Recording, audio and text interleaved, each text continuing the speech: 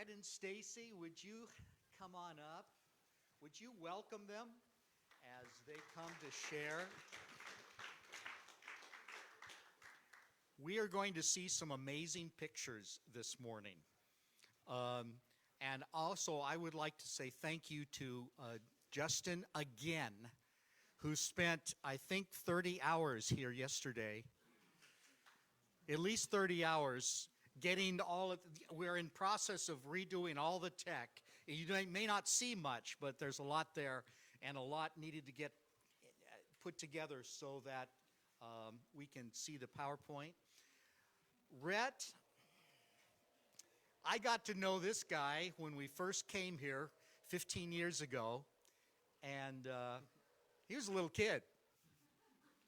Then he was a Bible student, and then we met together and we prayed together through a time of Rhett meeting someone by the name of Stacy and a marriage. And the next thing we know, they are serving the Lord in Papua New Guinea. And it's a joy to have you guys here with us today. Are you all set for mics, or do you need this one? Or okay. All right, cool. Yeah. Should we turn a light off so we can see it?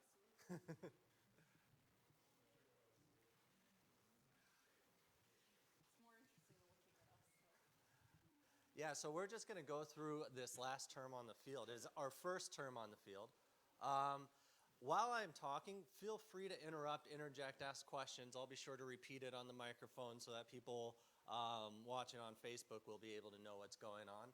And if you're watching on Facebook, we're glad to have you guys. You can feel free to type out a question, and who knows, maybe some of you will see it and ask it for us. I don't know. Good luck.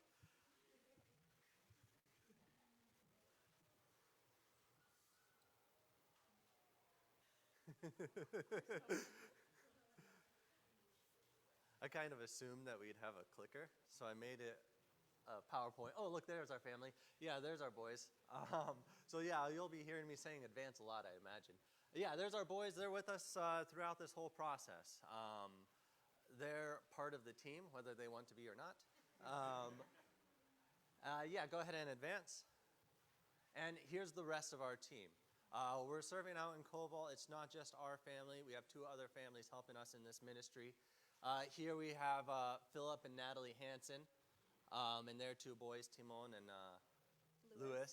Yeah, that's why we have her up here. Louis is the older one. He's 3 or so by now. Timon is probably like a year and a half or so. And then over here are the... Here, you have to talk a little more. Sorry. Over here are the Stanleys. We have Steve and Hudin, and their little one, Oscar, and they are actually, they're pregnant right now, and they're in England, where he is from, to have twin girls. So we finally have girls on the team because we only had boys up till now. So that's really exciting. But yeah, he is from England, and she is from the Netherlands. And Natalie is from Germany, and Philip his mom is American, his dad is from the Faroe Islands, but he grew up as an MK in PNG. So we are the only true Americans on the team. He doesn't really count. Yeah, MK is missionary kid, in case you're wondering what she means by he grew up as an MK. He grew up as a missionary kid out in Papua New Guinea. And you might be wondering why I gave Steve an English flag instead of a British flag. Well, Steve might be watching right now, and so I gave him his own flag. Go ahead. There you go, Steve. That's for you. He'll understand. All right. Go ahead and advance. And there's Gideon. She's super pregnant right now. She still has 8 weeks to go. So she's... We might need to give you a microphone, right? Sorry. She's got 8 weeks to go. She's only 32 weeks. All right, go ahead and advance. All right. So this is Papua New Guinea, guys. Here's the city of Madang where we first ended up. We'll be talking about that a lot. Also the city of Goroka, where one of the main bases is.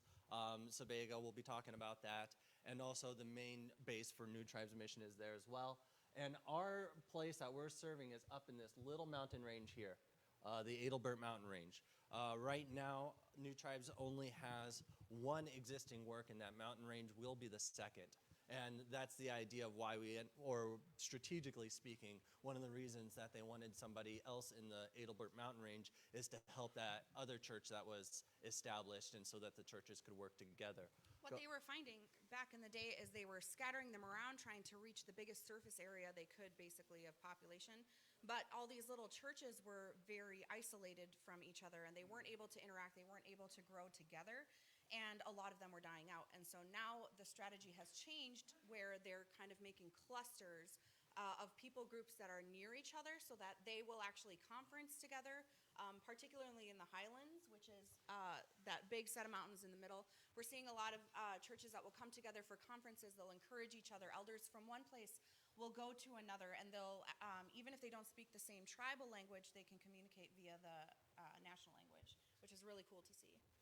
Go ahead and advance. Yeah, so currently, New Tribes has been working in Papua New Guinea since the 50s, so quite a while. And there's some statistics up there. You could read them. The one that I want to point out is tribes asking for missionaries to come, over 12. Over 12 different tribes that are asking missionaries to come. A lot of the mission field right now is wide open, at least in Papua New Guinea it is. There's a lot of confusion about what the gospel is, and there's a lot of people that are seeking it out. We're just short on missionaries out there. So it's really hard to see such low-hanging fruit, so to speak, people that are just asking for the gospel, and we just don't have the personnel to meet those needs. Go ahead. As our mission, our goal is to reach unreached people groups. There's 600 or 6,000 different people groups in the world today, and in Papua New Guinea, there's 800 different people groups. It's a very fragmented society. I don't know off the top of my head how many of those are unreached people groups. Go ahead and advance. And when we say unreached people groups, what we're talking about is people that don't have the Word of God in their language. They don't have the gospel message in their language. Now, our goal isn't just to reach a group as our mission organization. Our goal is to establish a mature church there. So what we seek to have is an elder-led church, or however they style themselves, but to have church elders, to have a translation of the Bible in a language that is their heart language. We want them to be able to open the Bible and read from it. We want them to have leaders in their church to teach the next generations. So it's not just a matter of bringing translation. That's one of the steps. It's not just a matter of preaching the gospel. That's also just one of the steps. We seek to disciple them into maturity so that they can continue on even after the missionaries are out of there. Okay? All right. So we arrived at first in Madang. You could advance. Madang is where they send all the new missionaries. They send them in groups so that they can get to know each other and train them all up at the same time and everything. It's a very hot place. They don't tell you this, but they send you there to see how you do in the tropics, to figure out where you can actually function physically. It used to be that orientation was in the area of the country that you intended to serve. So if you intended to serve in the Highlands, they would send you for orientation in the Highlands. But now they send everyone to Madang, because if you can't handle Madang, you can't really handle anywhere else. Right. Yeah, then they know to send you off to the mountains where it's cool. And it's a resort town, so that's pretty cool. Go ahead and advance. There was a lot of suffering for Jesus out in the beaches and everything like that. Yeah. Go ahead and advance. So yeah, it's nice to learn in such a nice and cool environment and everything, but what that means practically is it's a lot of walking around through these jungly areas, a lot of visiting people and participating in daily life, getting to know people. You learn your language and you learn your culture at the same time. And while we were in Madang, we were learning Tok Pisin. Tok Pisin is sort of the trade language of the area. It's a Creole, actually. It's a mix of English and other languages. So it's not terribly difficult for an English speaker to learn this language. In this, we're developing relationships with people. Here, or one of those pictures we saw was Stacy, practicing her language study by teaching people how to make banana bread, things like that. This is our main language helper family. This guy up here, this is John Casper. He is a great language helper because he is partially blind, so I always knew he'd be at his house. Um, and he was a really nice guy too. Yeah, that's the family that we really started to develop or get to know, and they helped us. They were very encouraged that we wanted to learn Pidgin English, and they were willing to help us. Yeah, that's all his family. Yeah, his daughter's right there. I think Yeah. that's her husband. So here we his have wife is Elizabeth down and there. Reynoldus, and his adopted son Casper, and that's his son-in-law, and these are all a bunch of grandchildren. Adoption's really common in PNG culture. If somebody is short on kids, then someone else will give them one. I don't know. It's very much. It's more like just if someone like doesn't have sons. Yeah. It's a whole social system of social requirements of who you owe, basically based on who your family and friends are. So within this system, your Wantok system, you have certain obligations, and one of those things may very well be giving your child over to like your sister or something if they don't have. So the idea of family is a bigger umbrella term. Yes, Yeah. but adoption is just Yeah. give a kid, take a kid kind of thing. There's not government involvement. There's not fees. There's not anything like that. So it's very different from here. Yeah, you mentioned kinsman redeemer, and yeah, that's a natural concept to the PNG mind. If a family doesn't have sons, who's going to inherit? We'll give them a son so that they can have an inheritance. So yeah. If Yeah. you've got a wealthy It family is. member who lives near town, a lot of times they'll adopt lots of kids from their family because then they can send those kids to school, where otherwise they wouldn't be able to do that sort of thing. Yeah, so sometimes that method of language learning can be especially awkward. There's a lot of awkwardness in learning a language when you don't know anything at the start. And the teachers were sure not to tell us anything. They just said, all right, when you learn your tribal language, you're not going to have the option of reading a book. So though there's books on Talk Pidgin, just go out there and learn it. So my first experience, I walk out of the base, I shut the gate, I look around, I decide I'm gonna walk right. So I walk right, and I see a group of people, and I start talking to them. I'm like, hi, and they're like, hi. And I'm like, what are you doing? And they told me something I didn't know what they were talking about. And that's about all I could do. And, you just sort of stumble your way through, but you start picking up vocabulary as it goes on. And at least they're a very gracious society. They were used to missionaries stumbling around and not knowing what to talk about. They were also very loving towards our family. We would go there and they'd give us fruit and they'd play with our kids. They always wanted to be carrying our kids around. And they would play. They would bring birds for them to look at, and we'd be like, "Please don't touch the birds." And it was. They were just very generous and very sweet with us, which did make it a lot easier to go through that awkward process. Yeah, when we met Friday, I asked you to pray. When we met Friday for lunch, I asked Rhett to pray in Talk Pidgin. So I don't know if at some point you guys could give us a little example of that. That'd be fun. Well, why don't you advance that slide? we're going to go through a language learning process called total physical response, and you guys are going to participate. All right. So here's how we're going to do it. Go ahead and advance again. You guys at home, I guess, are going to do it Dora the Explorer style, where I'm going to ask a question, and you're going to point to the screen, and I'm going to say, yeah, you got it right, whether or not you got it right. Meanwhile, you guys here, Stacy's going to, I'll introduce animals as Stacy hangs them up, and I'm going to be asking you, like, okay, so where is this animal? So, for example, if I wanted to say, where is Stacy? I would say, Stacy, stop low where? All right. So, Stacy, that's clear. She stopped. That means it is. That's different. Long is sort of, long, which they shorten to low, is sort of a direction. And where? Well, that's just like English. Low where. All right, so Stacy, why don't you pick an animal? All right, we've got the mumut. Mumut is a, what is that? Bandicoot, a bandicoot in English. So, yeah, this little guy right here, so for you guys online. All right, so mumut. We've eaten many of these. Yes, we've eaten many of those. Yeah, they're like a possum size.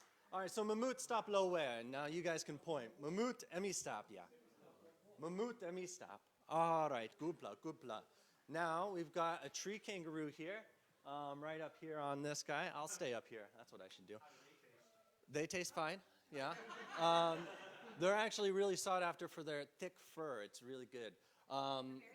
So anyways, that's called a kapul. Kapul. All right, so kapul stop lower. Kapul stop. All right, mamut stop lower. Mamut stop. Gupla, gupla. All right, Stacy, what do we have? Kokoma. Kokoma is a hornbill. Kokomo? Oh yeah, Kokomo, right. Kokomo is a hornbill. Kokoma is a village in Koval. All right. Kokomo. Kokomo stop lower. M now. Kokomo stop. Mamut stop lower. M now. M mamut.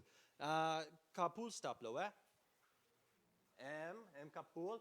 Mamut stop lower. Mamut me stop. All right. Kokomo, sorry. M stop lower. M now. M Kokomo. Okay, level 2. Words that sound similar. What do we have? Kamul. Kamul is a bird of paradise. A bird of paradise, there's lots of variety of them. Tons of variety. But we call that kumul. So not to be confused with kapul, this is kamul. All right. So kapul stop lower. That's a trick. It's over there, right? Kamul, M stop lower.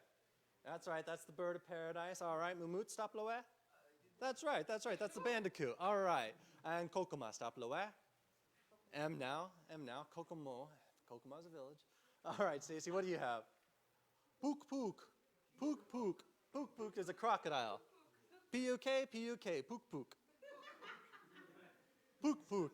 Yeah, that's a nice vicious name for a crocodile. So pook pook, any stop, plenty stop, long all water. All right, plenty stop, long all water, long all tice in the swamps. All right, pook pook, any stop, pook pook stop lower. Pook pook stop. Kumul stop lower. Kumul, let me stop. Kumul, let me stop. All right, mumut, let me stop lower. Did I point to the kapul? Yeah, I pointed to the kapul. All right. I'm mixing you guys up. All right. Let's just do one more, and then I'll just go ahead and label them for you. All right. This is a frog. This is an easy one. We call that rok rok. Rok rok. All right. Kind of sounds like a frog. All right. Rok rok. Let me stop lower. M now you play harim good. Now you play makim good. All right. Kokomo, I'm stop lower. M now Kokomo, I'm same hornbill. All right, pook pook, I'm stop lower. Pook pook, let me stop, I'll same crocodile. Now, one plum more, and by one, rok rok, I'm stop lower. Rok rok, let me stop, I'm same frog, yeah. All right, that's good. And just for curiosity, here we've got a cockatoo, we call that a koki. Here we got the what is this in English? A pigeon? It is a Victoria Crown pigeon. A Victoria Crown pigeon, and it's called the guria. Guria is actually a very versatile word. It means to shiver or shake. It also means earthquake. And they do this little dance where they shake a lot. They also like to be in the bushes, and then the bushes shake. Yeah, they make the bushes shake. Oh, and the cassowary. A cassowary is a vicious, vicious bird. It's like an emu, but with, I don't know. Dinosaur feet that like to slice you open. They're territorial and they have a claw that can disembowel a man. Yeah, they can disembowel people. Anyways, we call that a muruk. They're only in like we call it the deep bush. Like you'd have to go like way in the jungle to find them. They do keep them domestically as well. Yes. So, you get a little pen and you toss nuts its way and it's happy and then you eat it later. All right, so. When we're in the bush and we're doing this, we kind of taught the people in Koval, okay, this is how we want to kind of start off learning language. And so we put like a cucumber and some leaves and stuff. We do just with a couple things. And they were like, this is the greatest thing. They're going to learn all the words so fast. So like the next day, there's like an entire spread of like every food. We found out there was like 23 kinds of taro, and it was so overwhelming because we're like, these all look the same. But they were so excited, and their enthusiasm was just so high, which was really encouraging, very overwhelming, but also encouraging when we weren't actually, like when it wasn't our turn. All right. All right, so go ahead and advance. Now the boys, they were along with us throughout this whole time, and they got to experience a lot of cool things. There's a World War II wreck and such like that, new animals, new experiences. So it's really quite a pleasure to be able to bring them along in this whole process. And, some of it they enjoy, some of it they don't. Now, I got a question for you guys. Now, Lincoln at the time, he was napping, and his friend here, Russell, he looks like he needs a nap. So what do you think you do if you've got children of napping age, but you're far away from home? Well, the P&G people, they've got a solution to this problem. They're used to working far away from home. So go ahead, let's show how they do this. They put their babies in a bag.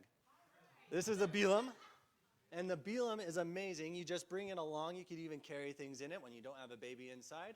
And let's say you're out at a language session, and you could just hang your baby up in a tree. Or, if you're at home, you can hang them from the porch, or, you could even hang them in the car while you're driving. It's quite a convenient method, and I can't believe we struggled with pack and plays for so long when there's this handy solution. It was actually also a necessity while we were there because it was like 100-degree days a lot of the Yeah. days, and we were not allowed to use air conditioning even if our houses had them, so we could climatize. So it was so hot in their room, so we would hang them outside just so there was a breeze, and Yeah. it was awesome. Yeah, and Lincoln loved it. Yeah. All right, go ahead, Vance. And we weren't the only ones to do it either. I mean, you look around and all these babies are just dangling from a tree. It's like, I will point out that these are all white babies too. None of these are Yeah. nationals babies. yeah. All right, go ahead, Vance. So after the main orientation, you go to bush orientation, where you go to an existing work to see how the church is doing there and to carry on with your language study. We went to, what did we go to? Kumon. And they're an older work, and let's see, they're up in the main central mountains, so very different culture than what we were seeing in Madang. Go ahead and advance. Yeah, there's some of the roads to get out to them. So they're a drive-in location, so things look a little different than, say, a helicopter location. Go ahead. It was the end of rainy season. Yeah, yeah. So this is the family that was working there, the Williams. We were actually in Bible school with them, so that was exciting to see them again. And they had been in the bush or in their location for a long time now by themselves. And so they were very excited to have us there as well. And we found excuses to celebrate. Here we're celebrating the birthday of somebody who wasn't even there. He was on a completely different island, but we knew it was his birthday. So, There were like no holidays, so I think we celebrated the Queen's birthday and Noe's birthday. Yeah, Noe Martinez, it was his birthday, so we had a party. Yeah, go ahead. And it was a lot of the same story. You walk around, you spend time with people, and you talk to them. It just so... Oh, yeah. On one of the days, we ended up going to the main supply city, driving out to Kundiawa. It's smaller than Lakeside, honestly. And it was weird because we were the, two families of white people with little kids walking around. And in one of the situations, they had to just pop into a store, and we didn't want to drag all the kids around. So I just sat in the back with all the kids. And everyone thought that was the greatest thing. And there's this big crowd of people around, and they all just wanted to... Hundreds. Yeah, They blocked the road. they blocked the roads to come check us out, and We the police... came out of the store, and there's this giant crowd of people, and Wyatt's just like on the bars, growling like a lion, and all the people are like, yeah! Yeah, the police had to come and break up the crowd. This is after everyone had pretty much gone. All right, go ahead and advance. So we were there during election time, so there was a lot to be seen there, and it was really helpful for our pigeon studies because they built these houseboys, these election houses, where they would stay up all night and talk politics. So, I got to get my fill of that, as though I don't get enough of it here. It was also a good excuse for them to show off their native traditions. Even though they're town people, they don't often dress up. They don't usually have an opportunity to dress up and do their traditional dances, but anytime a candidate would come, they'd sort of pay everyone. It's a legal way of bribing people to vote for them. This candidate paid this much, whereas the other one paid this much. All right. And so you pay people to do their dances. You buy pigs from people, and then you eat those pigs with them on one occasion. How many pigs was it? I don't 50 I've some? lost track of 50 all some pigs on one occasion, all slaughtered at once, and there was a big party and everything. We had to have the kids watching movies because it was just constantly pig screams all They literally day. just line them up and, just one after was the a other, just lot. knock them on the head. Yeah. They were getting tired. All right, go ahead and advance. So that only lasted a couple weeks. We ended up leaving before the election time, and it was a good thing, too, because the election, there was fighting afterwards. We never heard of that before, huh? And the people from town were upset with the people out in this direction because their candidate won and not the town people, and so they broke the bridge to town so that they couldn't go get supplies. And so, yeah, it was good that we left before the election. All right, so after that, we went to the central area base out in Sabega. I pointed out Goroka once upon a time. Maybe kind of you in the middle. remember. Yeah, it's in the middle. It's in the mountains, and that's where we spent about 2 years. And during that time, we were finishing language study. That was only a few more months. We were A few more months for one of us. Yeah, well, one of us was able to study Many more months for the other. Yeah, and we were finding partners at this time. That was our main job, actually, was to figure out who we were going to work with. And we were also picking up side ministries. So go ahead. One of the side ministries we just started for fun was doing Awana. We scraped off the inside of our freezer so they could feel snow.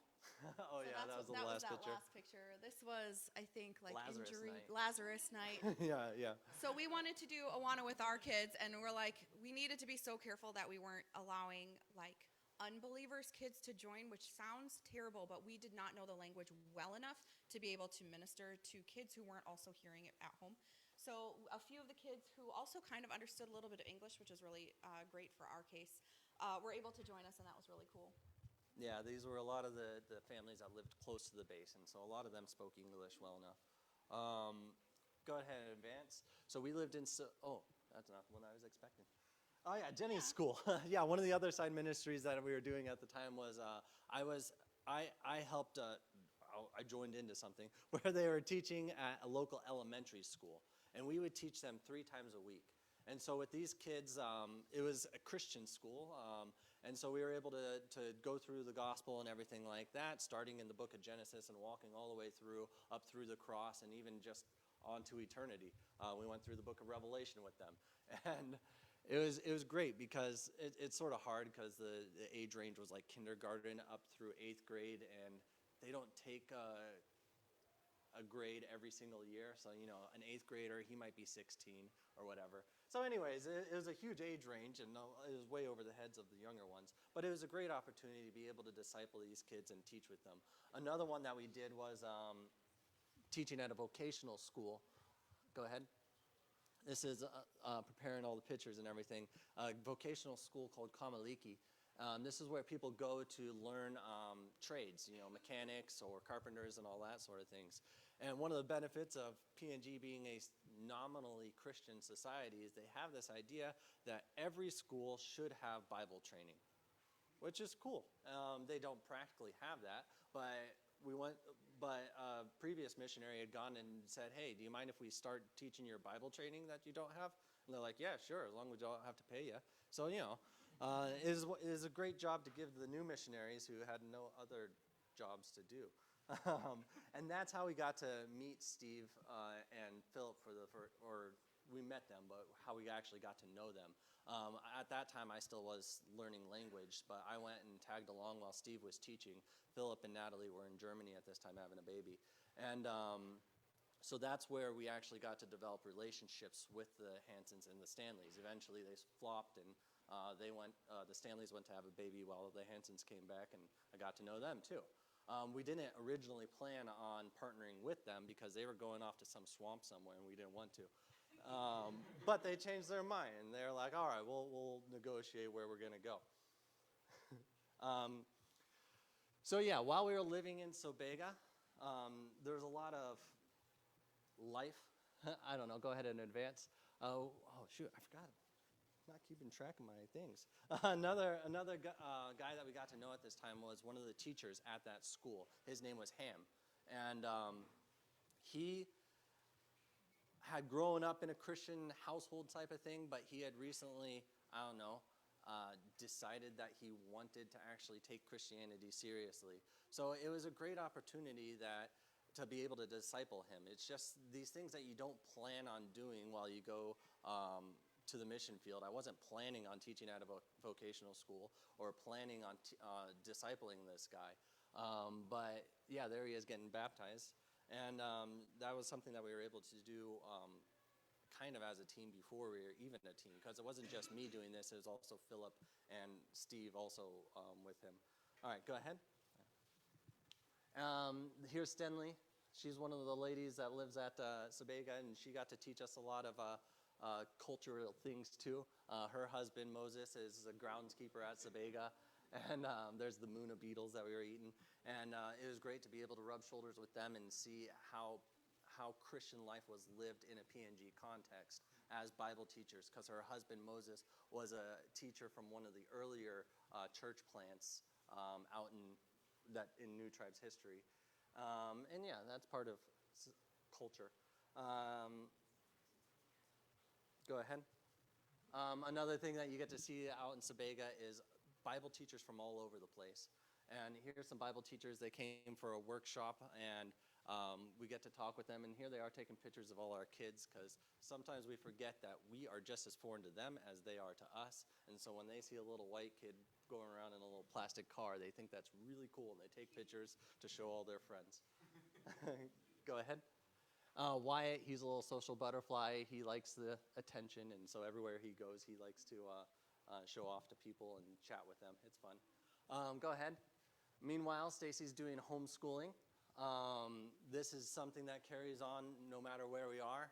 It's a constant need. The kids need trained, and Stacy, she rises up to that challenge. Go ahead. It's nice. There's a cassowary. It's nice to be able to experience the natural wonders of PNG, and it's nice for the boys to be able to participate in that as well. There's also other missionaries they can learn from. That was Josh Simmons. He was what is he? A tech specialist. He does all the fancy things. So there he is teaching the boys how to square off a house and make sure that the foundation is built right. And conference time, they set up this big water slide, and all the missionaries come out and they get together and they share with each other what's going on. So it's great for the boys to be able to take part in that too. It's like a big giant field-wide family. Go ahead. It's also nice being in Sabega. You're next to the main center for New Tribes, which is the Lopilo place, and things like the dental clinic are there. So there's Milo getting his teeth removed. They put him out because he was afraid of needles, but they used needles to put him out, so Yeah, I don't know. didn't work out too well for him. The boarding school is there as well, so maybe someday the kids will be going to school there.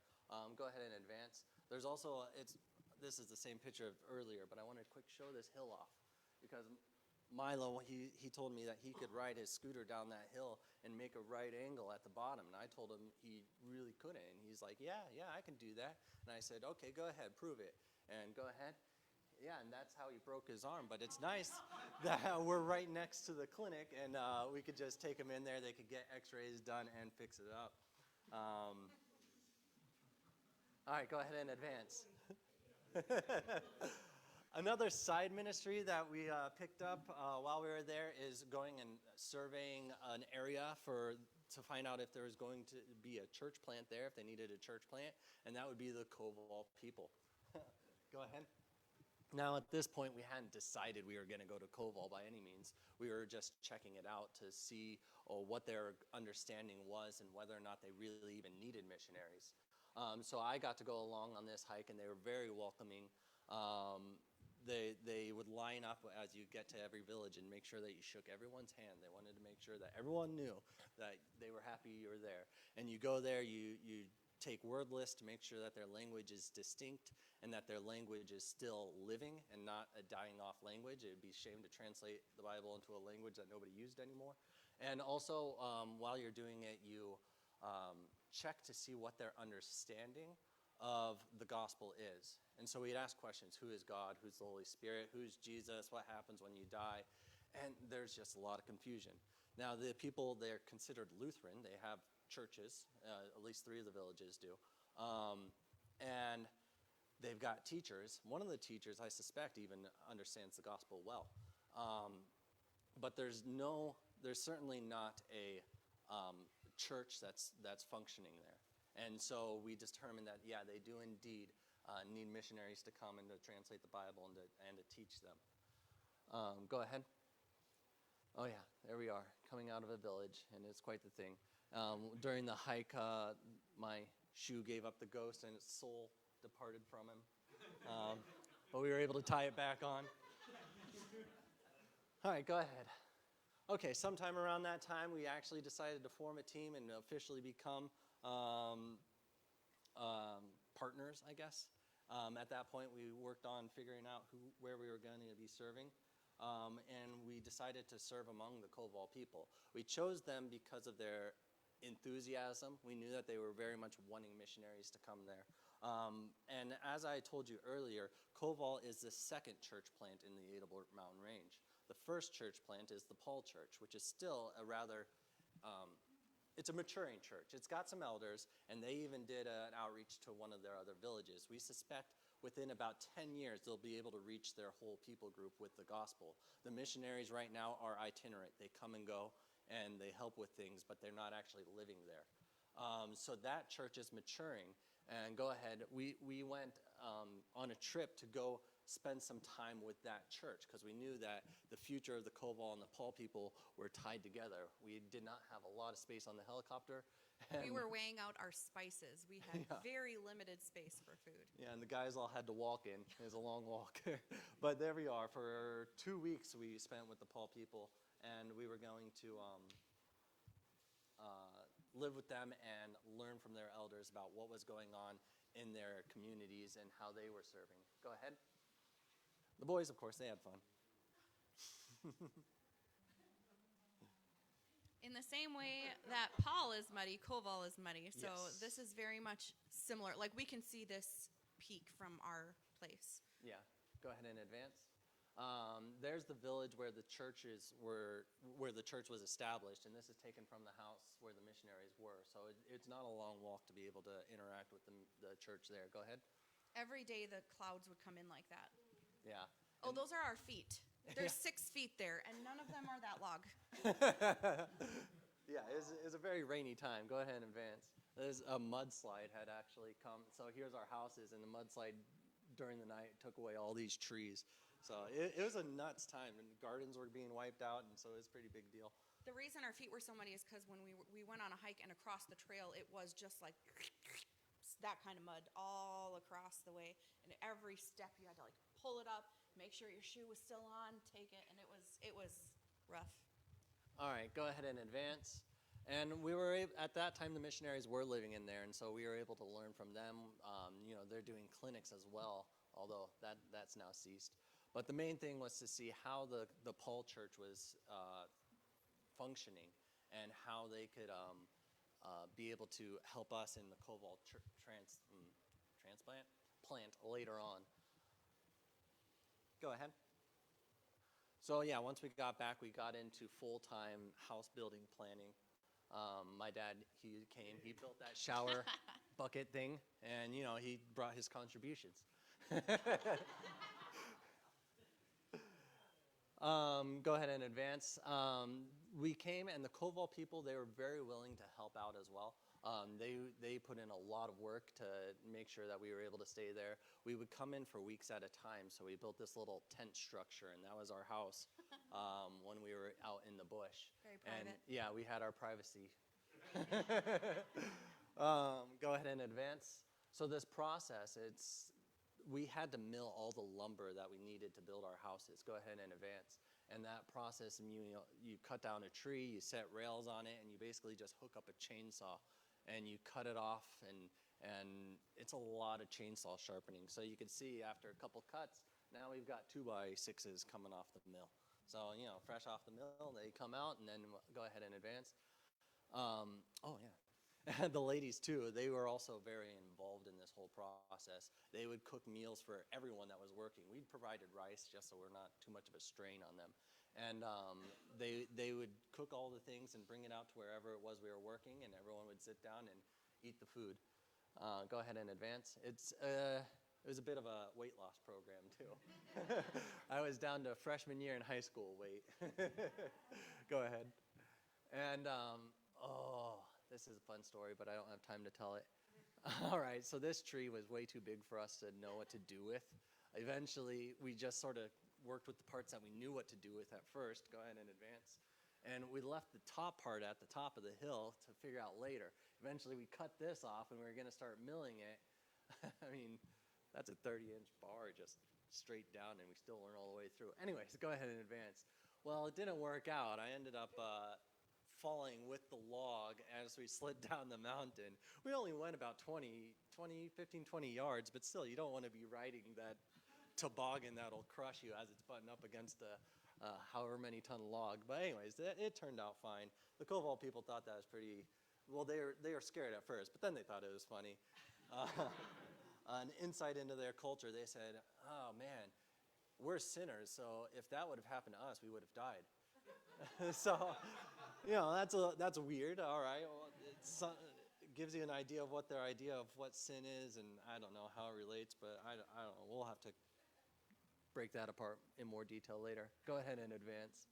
So meanwhile, all this stuff would come back, and my dad and whoever was helping, in this case Josh, they'd help put things together. So, there they are putting up the posts for our house.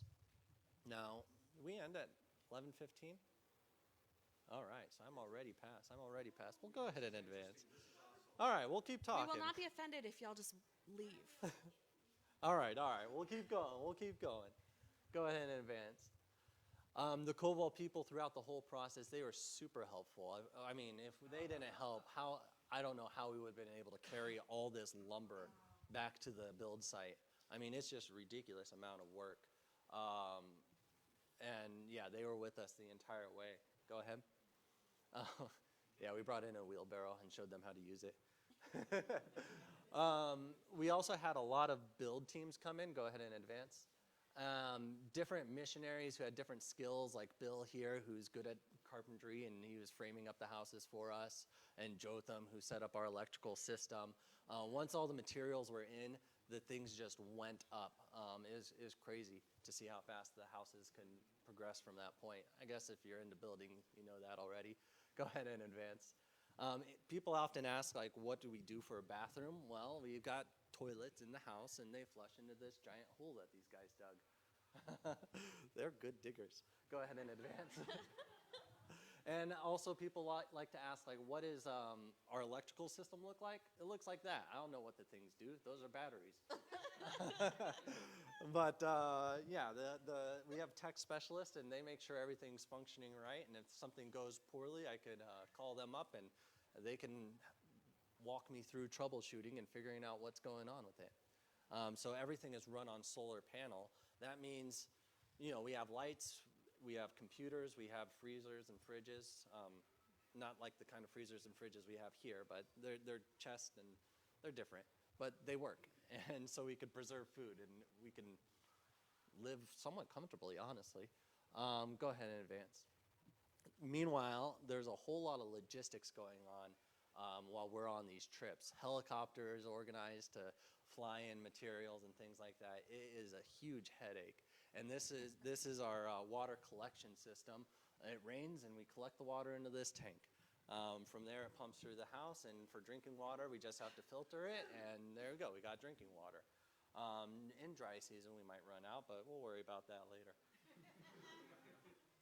All right, go ahead. I just wanted to show off these awesome cabinets that Josh built.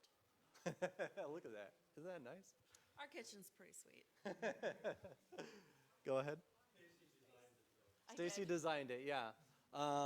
As for the Koval people, they also, they're contributing by building siding to the houses, and they break up bamboo, and then they just weave it onto the house. And that's what, so we put that on that plastic barrier so as to keep the rain out, but that plastic will deteriorate in the sun, and so now it blends in. They were actually pretty upset that we wanted bamboo on. They said, we like the blue color, but it wouldn't work out. Okay, go ahead. All right, so eventually it was time for our families to move in. Now, we only ended up spending 4 months in the bush. It was supposed to be 5, but we were coming up to the end of our term. And it would have been nice to be able to move in and stay in for a while. But, you know, that's how it is. You got to take a furlough sometime. And then, of course, with COVID, our time frame got moved up a month as our flights were getting canceled and things like that. And so there we are as a family, ready to move in. You can see the helicopter is already full of stuff, and it's going to fit our Had to family as Tetris well. the kids in a little bit. Yeah. All right. How long is the flight? Oh, it's only 45 Well, minutes? 45 minutes from Garoka, but we went from Madang, so Right. it's probably like 20, 30 minutes. Yeah.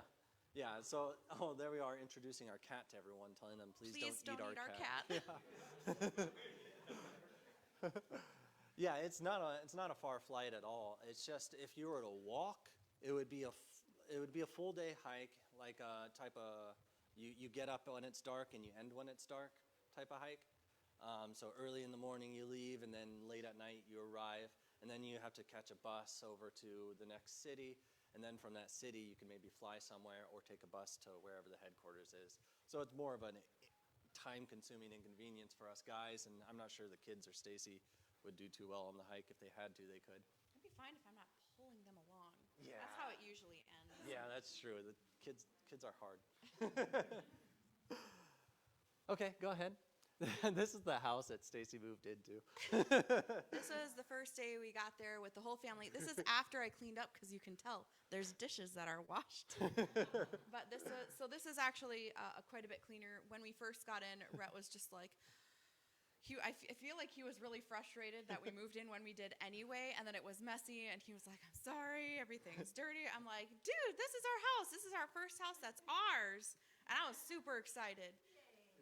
Yeah, so it's still very much a construction site. Here's this cool little table that Father made out of scrap materials. Yeah, we still use that thing. All right, go ahead. And while we were doing it, we were still putting siding on the houses. We were still milling lumber because we wanted to build the downstairs of the house where the office would be. There's kind of pictures of, oh, there it is. Yeah, there we are putting the office in. So it was the benefits and drawbacks of having children at the work site. You get to see them, but they're also in the way.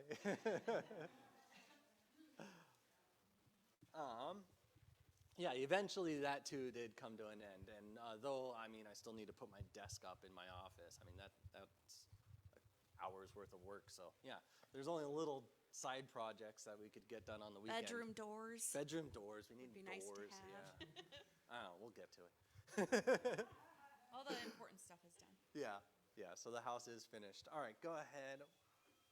Okay, I'm going to quick talk just a little bit about food because it's very different than here. So that someone just brought pieces of pig in bag, and there was just like legs sticking out of it. And she was showing me how they wash dishes. They've got these leaves that are really abrasive, so it's like a little scrubby pad. They just do it right in the river. Those are grubs. I don't know what insect they're from, but that's pretty common. There's all different kinds. Yeah. You can move on. Okay, so this is one not good. This is the one time I had to eat it. I was able to kind of pass it off to coworkers every other time, but this time it was just our family, so I could not pass it off. So there's this plant that they gather, and they burn it, they dry it, they burn it. Then they take the ash, and they shove it into a segment of bamboo, and then they poke a hole in the bottom. They put another container underneath it, and they pour water into it. And so what filters through the ash is this like salty kind of bitter water. And then they boiled the worms in this water for a really long time till the water was almost gone. And then what was left were these really salty worms. And then this is me eating it. I put it in my mouth, and like my fingers didn't let go. I had to try a couple times to get it like into my mouth, and I bit down expecting it to be like a gummy worm kind of texture. I don't know why I was expecting that, but it crunched, and that was very alarming. So I swallowed the whole thing down. I was like, thanks. And then I didn't do another one after that. Some of them are very big, like a Snickers bar, and it takes a couple bites to get them down. I have not had to try one of those yet. This is Natalie, our coworker, and she is awesome. She just like goes for it, man. She'll be like, This one's not as good as the ones I had in the CPIC. Like, she's awesome. She's amazing. Okay, you can go on. Oh yeah, you can just go through really fast all of these. I was making them bigger. There you go. You can see my alarm in my eyes. Okay, so this is more typically what we would eat. This is actually making mamani. It's kind of like a burrito. So we start off with I'd say like a tamale, not a burrito. what else? Just saying. It's Just a thing. saying. It's a thing wrapped up with stuff inside. There's taro, and you peel it all. You can go to the next one, and then you take it, and they have these little things that are very rough, and so they grate it. It's like the small holes on your grater, and you end up with like this little thick Elmer's glue type of paste. All right, you can keep going. On a celebration day, they will mix pig's blood with this taro. Most of the time, we don't do that. So then you mix it all up, and it turns into like this pink sludge. You can go to the next one. You take a piece of banana leaf and you put edible leaves on top of that. That's going to be like your tortilla. If it's a burrito, you put it down, and then you put the taro mixture on top. If it's extra special and you've had the blood mixed in with it, you might put some fat on top of that, or It's that maybe meat. That intestinal fat Like the that goes lacy around stuff?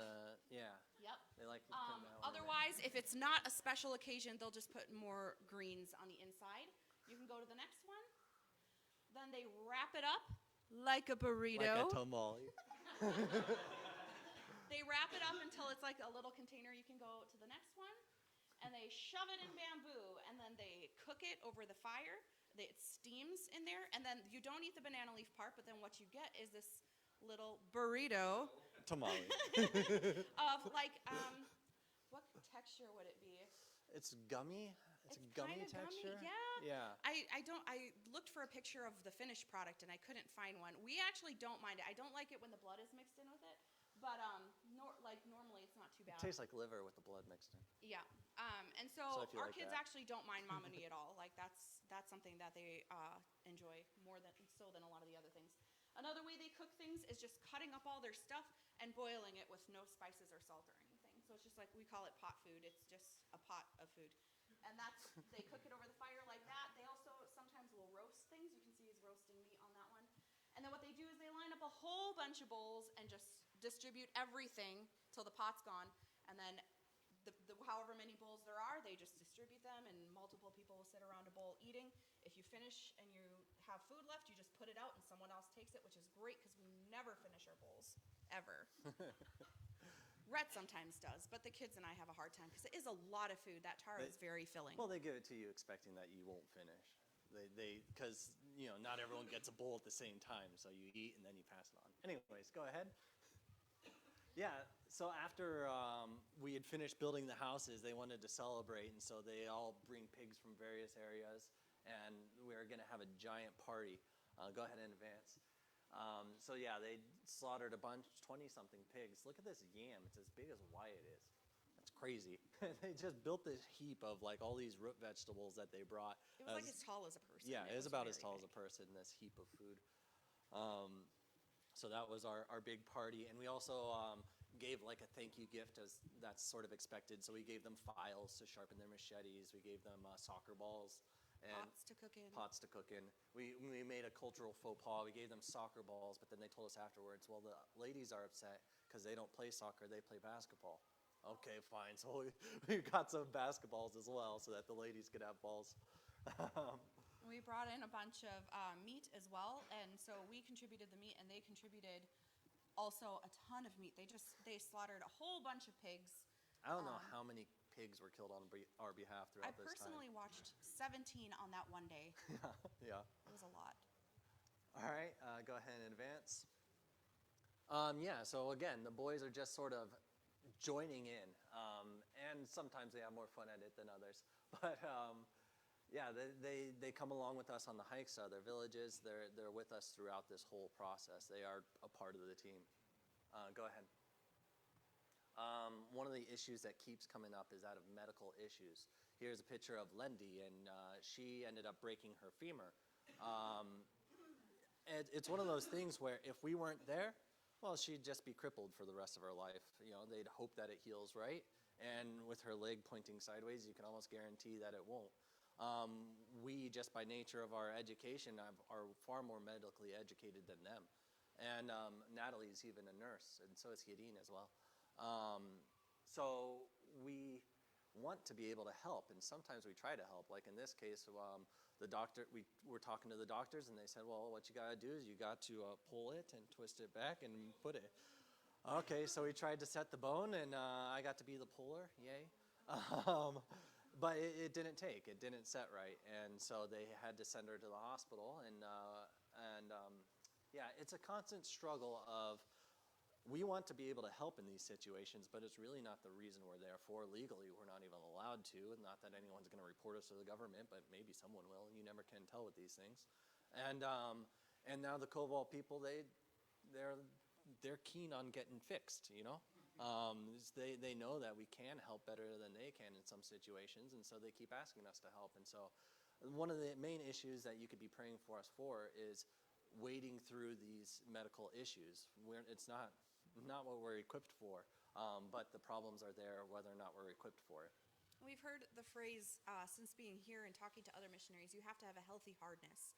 You have to be able to say no when saying yes means injuring the ministry, which sounds really harsh and cold, but there's also the aspect of we don't know the language well enough to be able to explain to them that you need to take the antibiotic till it's gone, or to stay in your room and don't go by anyone else until this much time after you're sick. Like things like that, we are not able to communicate to them and can do more damage than good. So there's a lot of cases where we have to say no, or we just don't have the resources.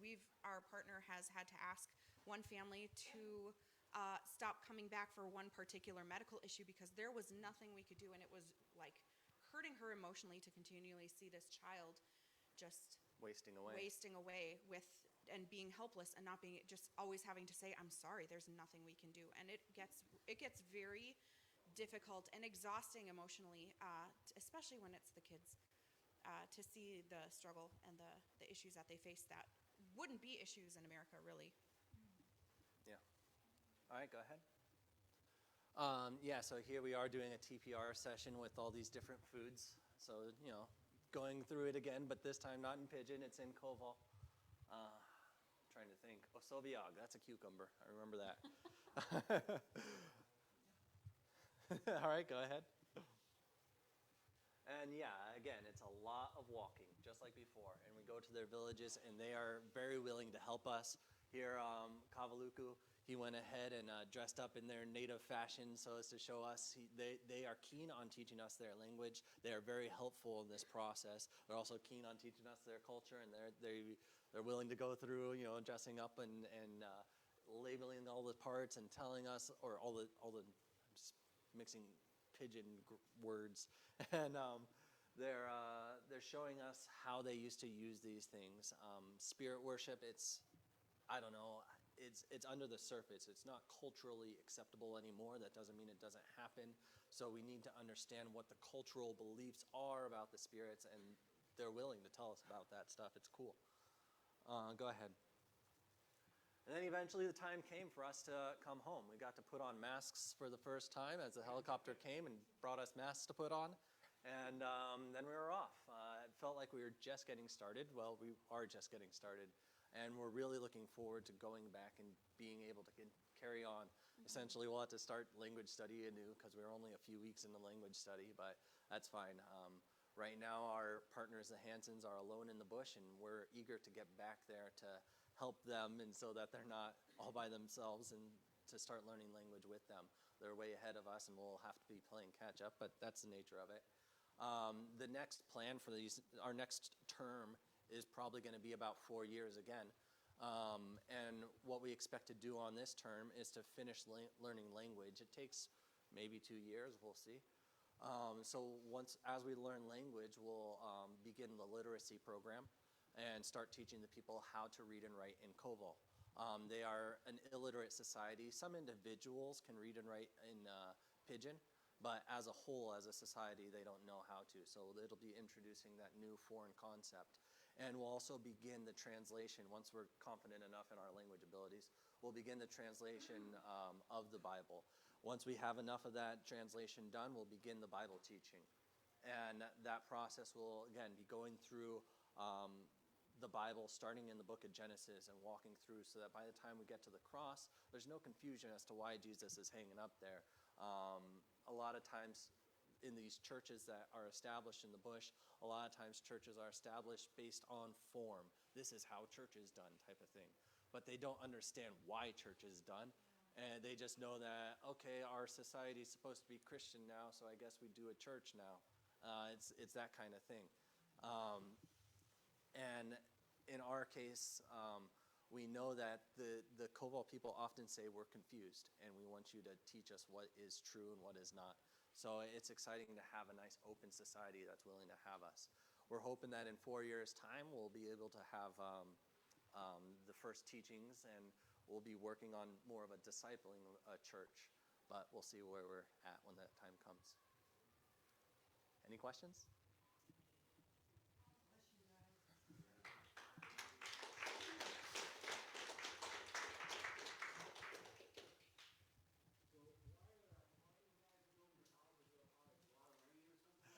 That's a great question. So when you're doing the survey, you look at how they built their houses, and you copy what they do. Surely they know what they're doing, right? Well, turns out that the Koval people traditionally have built their houses on the ground, and as they've been traveling to the other areas, they saw that the coastal people built them up on stilts. And they thought, that looks really cool, we're gonna do that. And so they did it, and we were talking to them, they're like, yeah, we're tired of these houses on stilts, they're so difficult. We're gonna go back to building houses on the ground. So we did that for no reason at all. Yeah, so I could have an office downstairs, that's why. That's right. It would have been so much easier. I don't know if it's possible, but we do have a tour of our house. I don't know if yeah, we're going to do it later for There's a anyone who 3-minute doesn't stay video. I here. guess we could do it in a little bit, I guess. But if you wanna see what in the case you inside want of to our see what the house house looks like, yeah. Yeah? How's your support? Our support, it's doing all right now. It's sort of confusing because we go to the field with a recommended support level. We don't know what we're actually going to need. And the idea is, okay, in that first term, you're going to find out what you actually need, but we haven't actually lived there long enough to really get a proper projection. We know that we're in a helicopter location, which are more expensive because helicopters are expensive. So we're still at around our recommended support level. We don't know how accurate that recommendation is, but we're doing all right. Some things dropped off with COVID, but other things picked back up, and it's maintained steady. Thanks for asking.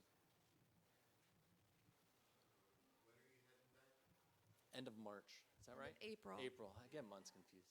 Be here for the play. That's right. I got to be here for the play. I'm sure I'm End in of it. March. Just kidding. Just kidding. Yeah.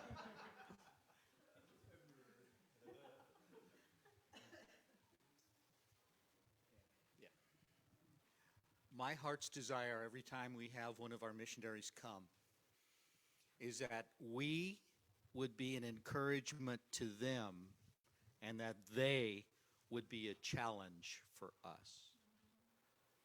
Not just a challenge of willingness to sacrifice for the gospel, but a challenge of having such a heart, God's heart, for people here, there, everywhere, that it would impel us where we're at to grow, so as to show and to share this incredible thing called the gospel of Jesus Christ, which is not about religion.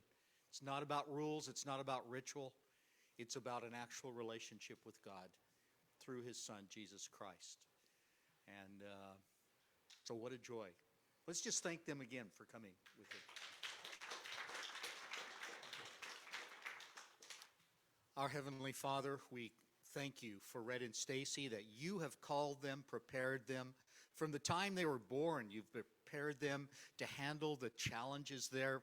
Bless them, Lord, with the loneliness sometimes, with the exhaustion, with the emotional challenges of what they can do and what they can't do. Protect them physically, emotionally, spiritually. We pray for the Hansons right now, there by themselves, that you would just be with their souls, their hearts in a special way. Father, thank you. And prepare the hearts of many Koval people to understand the real gospel, not just religion. So that at the right time, when Rhett and Stacy and the others of the team are able to explain and share the heart, that these people will say yes, and that a true, strong, mature church would grow there. Lord, thank you. In Jesus' holy, wonderful name we pray this. Amen. You know, for the